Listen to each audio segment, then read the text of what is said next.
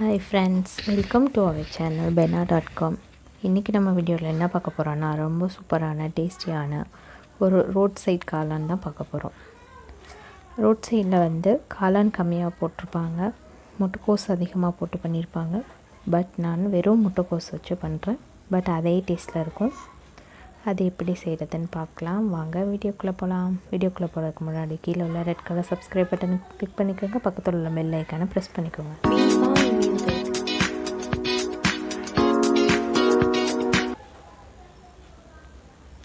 இப்போ தேவையான பொருட்களை பார்த்துடலாம். அரிசி மாவு 1 ஸ்பூன், ஃபுட் கலர், மிளகாய்த்தூள் 1/2 ஸ்பூன், உப்பு தேவையான அளவு, கரம் மசாலா 1 ஸ்பூன், சோம்புத்தூள் 1/2 spoon, soya sauce, tomato ketchup, chilli sauce,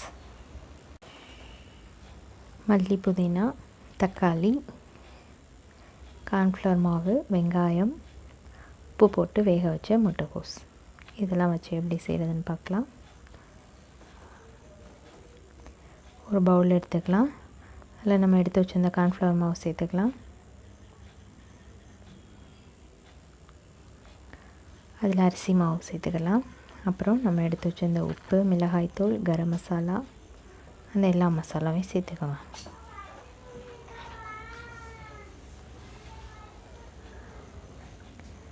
சேர்த்து நல்லா கிளறிக்கலாம்.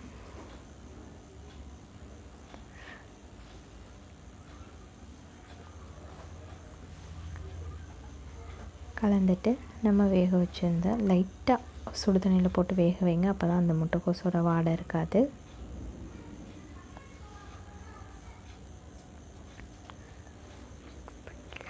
தண்ணி சேர்க்காமல் நல்லா பிசைஞ்சுக்கோங்க.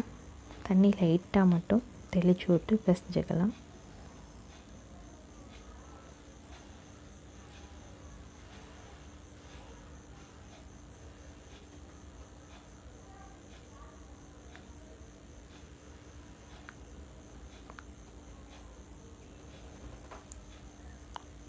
இப்போ இந்த மிக்ஸ் தயாராகிடுச்சு. ரொம்ப தண்ணி சேர்த்து பிணைஞ்சிடக்கூடாது, எண்ணெய் குடிச்சிடும்.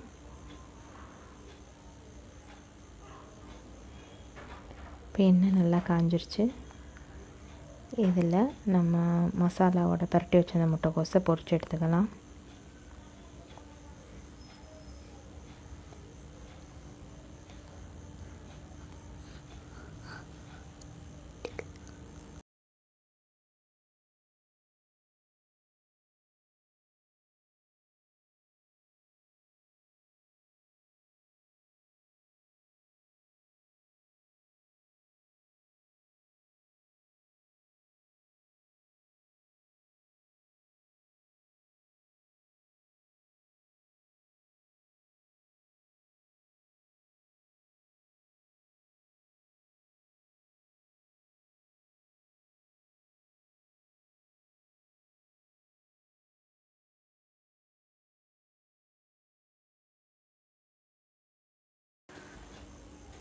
கொஞ்சம் மீடியம் ஃப்ளேம்லேயே வச்சு பொரிச்சு எடுத்துக்கோங்க. அப்போ தான் எண்ணெய் இல்லாமல் இருக்கும்.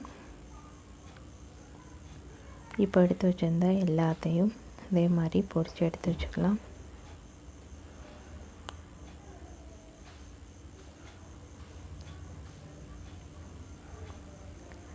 இப்போ நம்ம பொரிச்சு வச்சுருந்ததை சின்ன சின்ன பீஸாக பிச்சு போட்டுக்கலாம்.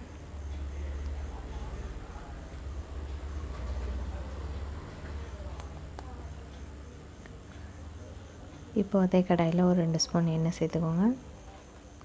அதில் பொடியாக நறுக்கி வச்சுருந்த வெங்காயம் சேர்த்துக்கலாம்.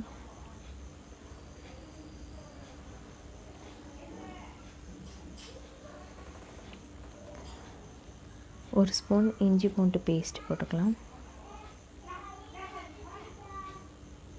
போட்டு அதோட பச்சை வாசனை போகிற வரைக்கும் நல்லா ஃப்ரை பண்ணிக்கோங்க.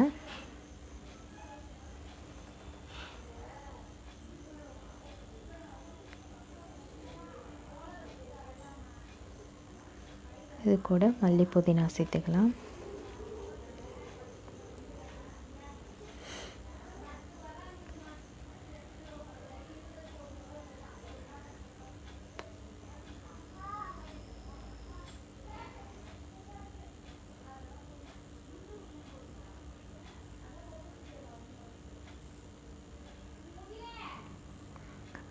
இப்போது chilli sauce, tomato ketchup, soya sauce எல்லாம் சேர்த்துக்கலாம்.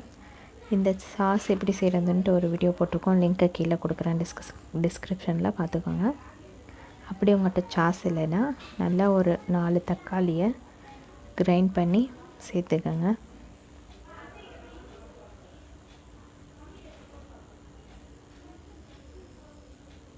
இது கூட தக்காளி, ஒரு சின்ன தக்காளி சேர்த்துக்கலாம்.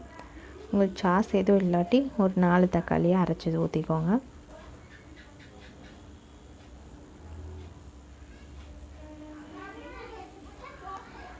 இப்போ அந்த சாஸ் இருந்த கிண்ணத்தளவு கொஞ்சோண்டு தண்ணி சேர்த்துக்கலாம். சேர்த்து நல்லா கொதிக்க விட்டுக்கலாம்.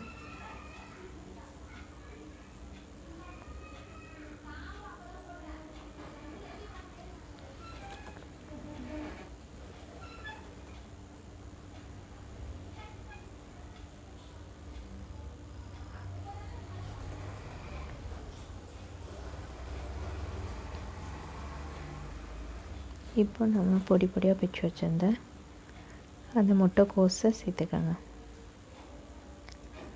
சேர்த்து ஒரு 2 மினிட்ஸ் நல்லா கிண்டி விட்டால் போதும்.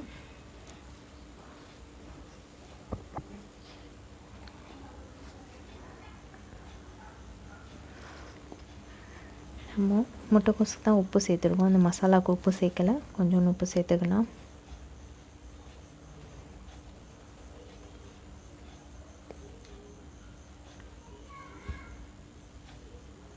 உப்பு சேர்த்து லைட்டாக ஒரு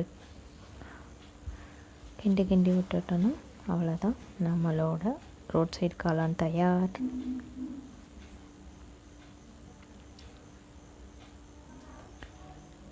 ஒரு 2 ட்ராப்ஸ் லெமன் ஜூஸ் சேர்த்துக்கோங்க, அவ்வளோதான். இப்போ ஒரு பவுலுக்கு ட்ரான்ஸ்ஃபர் பண்ணிடலாம்.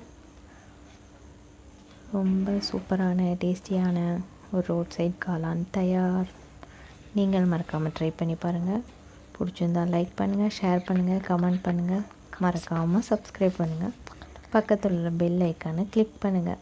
ஆல்டர் ஆப்ஷனை செலக்ட் பண்ணிக்கோங்க. அப்போ தான் நாங்கள் போடுற வீடியோ உங்களுக்கு உடனுக்குடனே வரும். தேங்க்யூ ஃபார் வாட்சிங். கொஞ்சம் கார்னிஷ் பண்ணி சர்வ் பண்ணிக்கலாம். இதுக்கு மேலே போரி இருந்தால் சேர்த்துக்கோங்க. என்கிட்ட போரி இல்லை, அதனால் நான் சேர்க்கலை. தேங்க்யூ ஃபார் வாட்சிங். வேற ஒரு வீடியோவில் பார்க்கலாம்.